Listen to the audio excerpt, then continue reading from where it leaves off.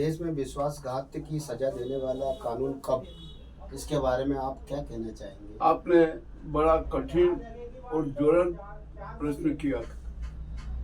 हम यहाँ पर हमारी संस्कृति उसके मान से देखें कि भारत के इतिहास में, हजारों साल के इतिहास में और चाहे युगों युगों के इतिहास में आप देख लीजिए, विश्वासघात और गद्दारी की भी संस्कृति रही है। और जो हमारे वर्तमान समय में भी विश्वासघात की संस्कृति तो चरम पर है। आप जहाँ पर जाइए वहाँ पर आपको विश्वासघात के दर्शन हो जाएंगे। आइए हम इस बारे में अब चर्चा करें।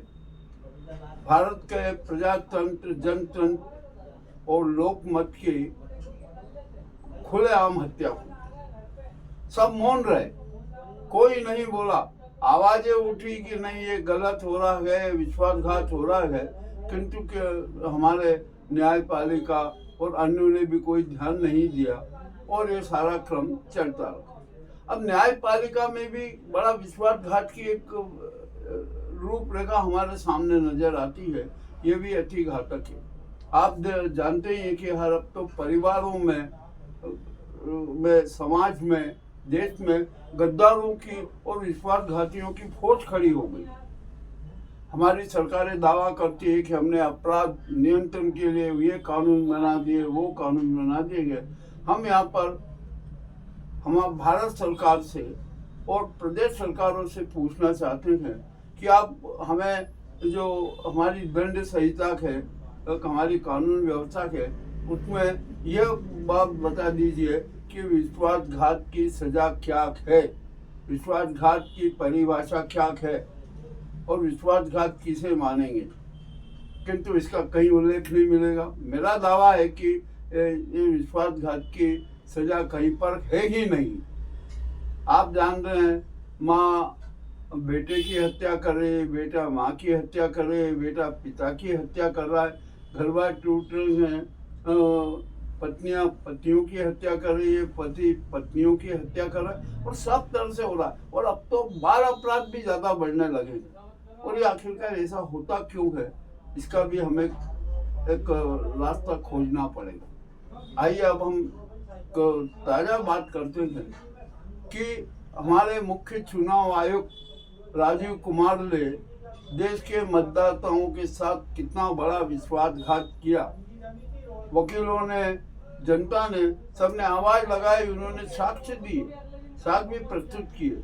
सुप्रीम कोर्ट के सामने भी मामला गया, किंतु सुप्रीम कोर्ट भी मौन रही, धतराज बनी रही, क्योंकि उसको सत्य की बात कुछ पसंद ही नहीं। जो विश्वासघात किया गया, झूठे हलफनामे दिए गए, अनेक प्रकार के प्रपंच रचे गए, किंतु सुप्रीम कोर्ट ने कोई कठोर कार्रवाई नहीं की।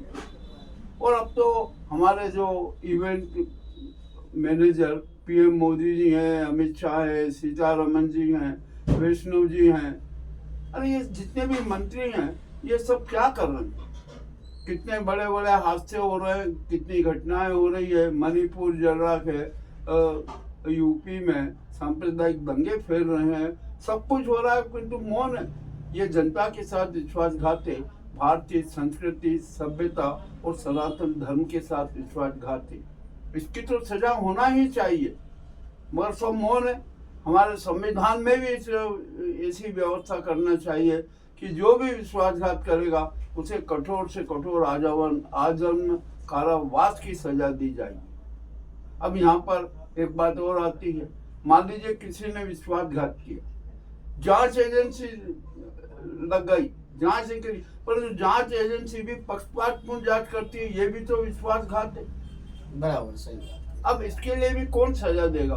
तो ऐसा लगता है कि विश्वासघात और गद्दारी भारतीय संस्कृति का और भारतीय इतिहास का एक अंग बन चुकी है। राजनीतिक दलों सब अपना अपने वोट बैंक के लिए सब सारा पूरा स्वार्थ का वातावरण है, अहंकार का वातावरण है, और विश्वासघात करने को भी अपना शौर्य जताया जाता है, महाविजय जताया जाती है। ये बड़ी दुखद स्थिति है और इसके लिए तो सजा का प्रावधान होना ही चाहिए। विश्वासघात ऊपर से होता है। अरे विश्वास भाई ऊपर से क्या, आप तो हर आदमी अब तो विश्वासघात करने लगा। अब आप सबसे बड़ा संकट आ गया विश्वास का, कि विश्वास किस पर करें। हमारे संत प्रमुख मोहन भागवत जी ने भी यही बात कही थी कि अब तो इस देश में विश्वास का संकट पैदा हो गया। अब ये विश्वासघात कैसे होता है, क्यों होता है, इसके अनेक अनेक कारण जब अपन कभी बैठेंगे तो उसके बारे में लंबी विस्तृत चर्चा करेंगे।